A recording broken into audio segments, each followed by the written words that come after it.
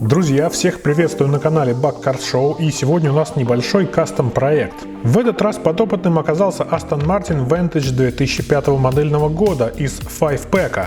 В стоке машинка выглядит довольно уныло, из деталировки присутствует только передняя оптика, шильдик Aston Martin, да какая-то дурацкая совершенно полоска по кузову.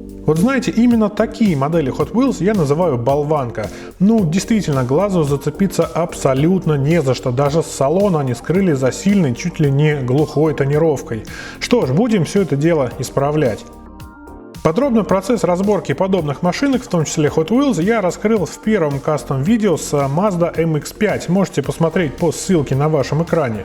Поэтому сегодня моих комментариев будет совсем немного. Отмечу лишь, что в основном цвете салона я попытался добиться некого эффекта переливающейся голубой алькантары, а чтобы деталировку было видно, боковые стекла я сделал опущенными, для этого их пришлось аккуратно вырезать. Ну, в общем, дабы сильно не разглагольствовать, далее предлагаю просто посмотреть, что у меня получилось. Друзья, заранее говорю вам всем огромное спасибо и надолго не прощаюсь. Подписывайтесь сами, рассказывайте о канале друзьям и, конечно, оставайтесь с Bug Cars Show. Всем пока!